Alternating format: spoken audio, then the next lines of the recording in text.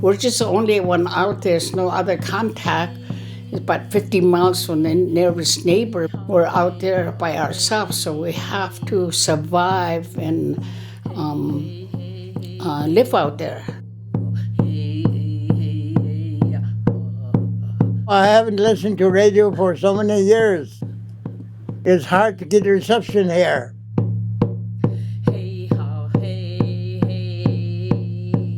Communication is real difficult, especially when the phones are down.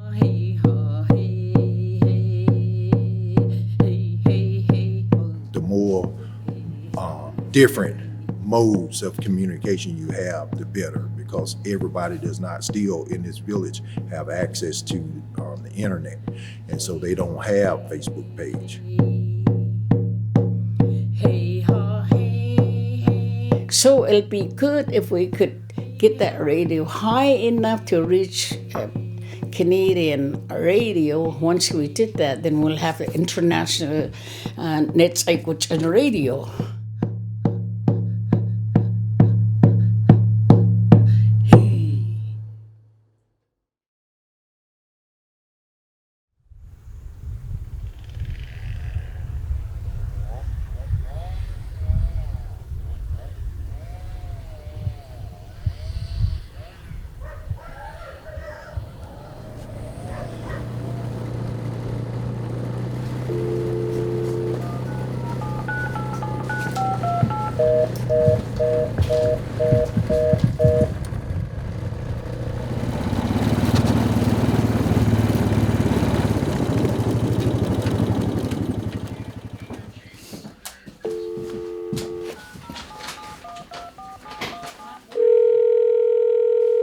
We're sorry, you have reached a non-working number. Please hang up and try your call again.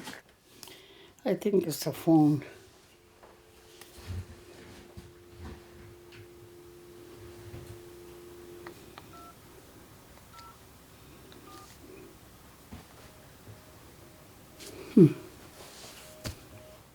It's busy. My name is Sarah James, and I live in Arctic Village. Arctic Village located 110 miles northeast of Arctic Circle. It's interior Alaska, northeast interior Alaska. And I lived here almost all my life. I grew up with my parents. My mom did arts and craft. My father did, and also he's a trapper and hunters and fisherman, and he's also a carpenter. Which in people, we were Netsai to begin with, but we use Gwich'in because Gwich'in is our language. So there's 15 villages on Canada's side and U.S. side, part of north of Yukon and part of Northwest Territory and Northeast Alaska. There's Fort Yukon, there's Chalkitsik Circle, Beaver, Stephen Village, Cannon Village, and Arctic Village, Vinitai. That's all Gwich'in Village on U.S. side. On Canada's side, there's Old Crow, Klavik, and Nuvik, Arctic Red River. We're just the only one out. There's no other contact. It's about 50 miles from the nearest neighbor, maybe 50 miles from Canada, and 15 miles from Fort Yukon, 50 miles from Arctic Village. So we're out there by ourselves, so we have to survive and live out there.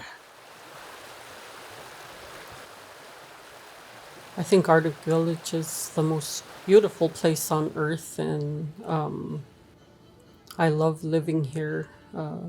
It's so much different than Fairbanks or the city life.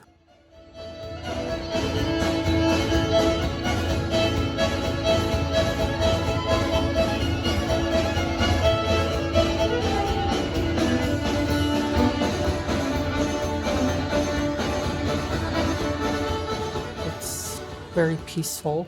It's not rushing around. I love the quietness, and I love the mountains.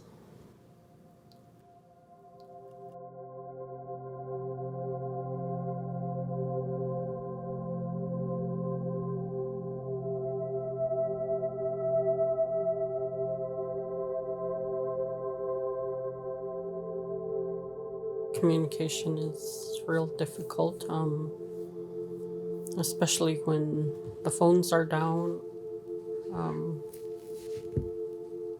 I haven't been able to speak to my mom in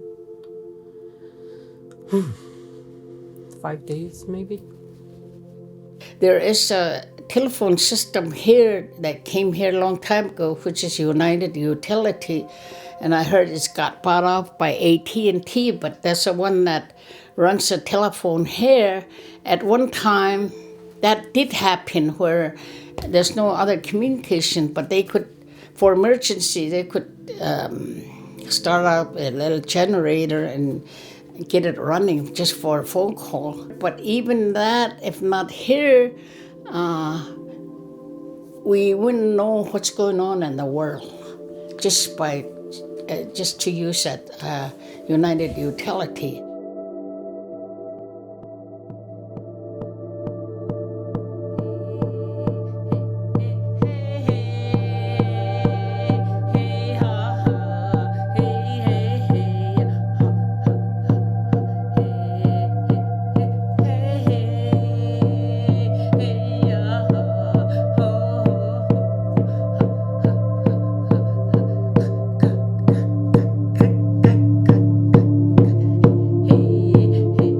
The radio will do that regardless if we got cut off. I worked on the radio for a long time to get receiver up here, but it didn't work because I was doing it to reach all language and village on the U.S. side, and which we did. We did raise enough money, and we got it. But once we got the money, they said it has to go to the city, for Yukon City. So it got out of our hand, and it reached other villages in the flats, but we're into the mountains. We had to put a receiver between Fort Yukon and here in order for us to get it. But it's up to Fort Yukon City to let us do that. But it never happened. We tried. I don't know. I haven't listened to radio for so many years. It's hard to get reception here. I used to stress out aerial, trying to pick it up from Fairbanks. And I was, you got to have a certain direction. I think a radio station here would be good because the radio station there is so far away. The reception is poor, so we rarely receive that good signal. The more different modes of communication you have, the better, because everybody does not still in this village have access to the internet, and so they don't have Facebook page. Okay, but they do have radios and they do have walkie-talkies and things like that that we do use to communicate too. So the more ways we have to communicate with each other and to the outside community, it would be beneficial for us here in our village.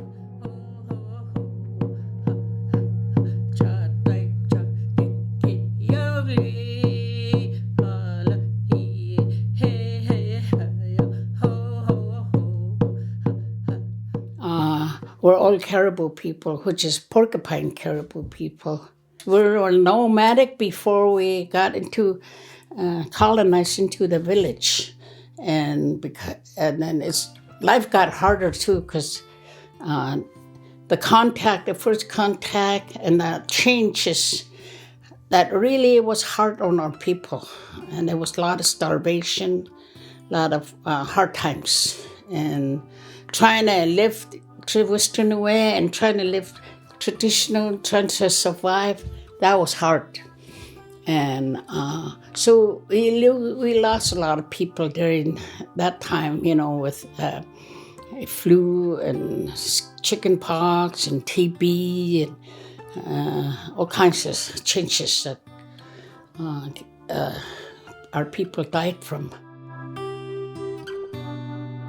That's how I grew up, off the land out there in my language, and take care of the land we use, and then in return they'll take care of us, even though there's not a big population out there. Are just my family. We still have to practice that, and because that's how our parents taught us to respect the land that we use for our food, everything we have.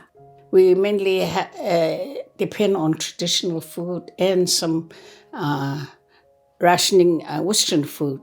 Like we don't have a choice of having tea every day with sugar or anything like that. We only get limited treats. And that's how we ration and make supply last. And we learn how to do that to survive out there. And we learn how to put up a tent every day, sometimes different places. And we have our own chores. Like I'm the youngest one out of nine brother and sister, but Gideon is the only oldest one that handles the bark, and that's how we did things in the summer times, just about the same thing.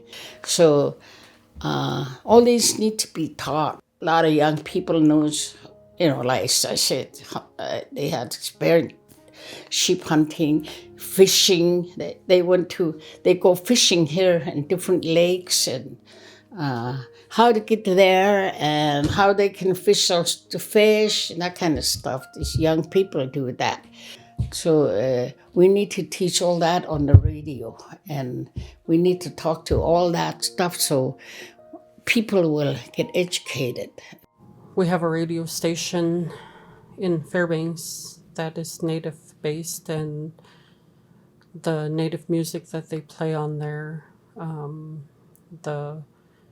the words, the native words of the day, and me and my children benefited from it, and I think it would be a great benefit for our community in sharing our culture and our traditions and our music.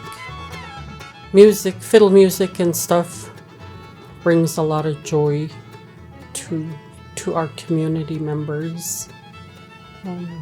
It brings happiness, I think. And so with that radio station, we can get cultural things out more to people, school activities that we can get out. We have a lot of musicians that are here that actually create their own songs and things like that. And so we can get able to have that placed on the radio as well. Communities are able to talk to each other through that radio with the messages that they do send out. And then with being wanting to bring communities together and activities together, it'll be a prime opportunity and a way to do that as well. And so this is what we try to teach our students to be successful in both cultures. So we teach their cultural native activities, and we teach them the requirements for the state of Alaska for their educational degree. So we want them to be successful in both cultures. We live in a two world, which is Western world and our traditional way. So we combine these two, and we still do. And we're going on a fourth generation since a contact. So we have to live that way even today. So it's very important that we respect that on both sides. There's many people out there in the world like to see Arctic Village. They like to see how we live and what we're really talking about. But they are welcome to learn our way of life, and that will benefit them and benefit the world. And communication is very important, because right now I can't go back to a bow and arrow like I want to, and I can't be somebody else who I'm not. We have to make this thing work together. that will be available to the radio. So we do need the outside world, and we do need our own world here. So that will help it to survive and not be isolated.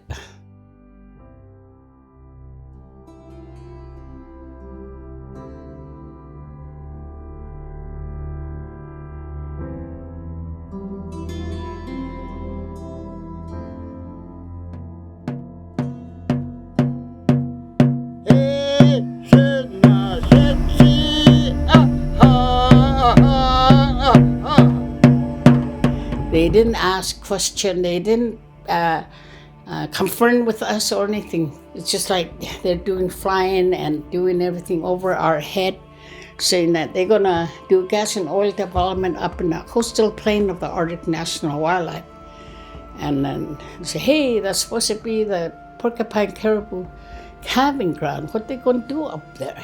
Just it was really shocking.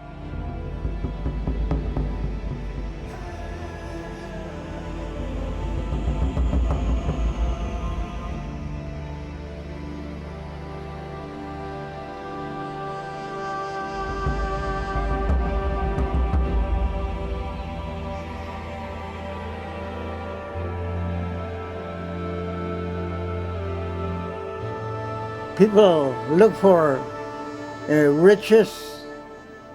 They look for, they want to get rich, which is okay sometimes, but you have to worry about the environment. I went with my dad sometimes, putting fishnet in the winter, and the ice is thick. Sometimes real thick. Now, you can't even walk out there because you're too thin. The environment is, there's a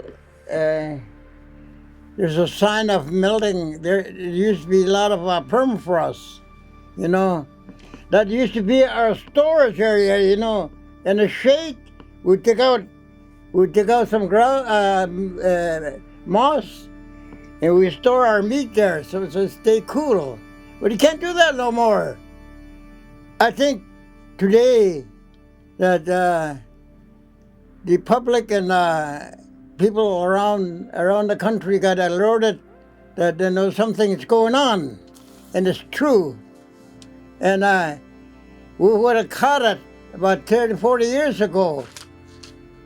Then, we have easier time to solve it. But we waited and waited, and it just got worse. Now, it's beyond to fix it. Even if you set up a radio and do announcement every day, which is a good idea. But we should have done that 40, 50 years ago. Teach the world in a good way. That's the only way, because it's just nobody knows us then. Nobody even know where Arctic Village is at. Nobody know about porcupine caribou or Arctic National Wildlife Refuge. Those kind of things we need to continue, and also continue to protect the Arctic Refuge to the world. On the radio, talk about it every other day or every day, what it means to us. And it'll tell the world why we say no to oil.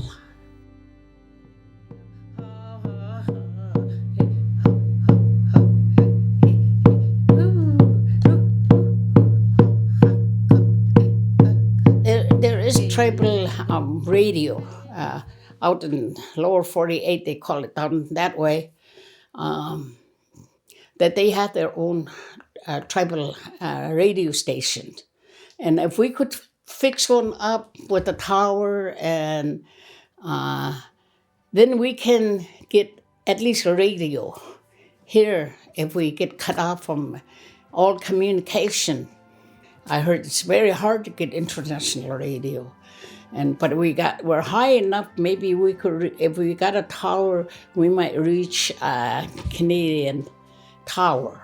Once we did that, then we'll have the international netzwerk and radio.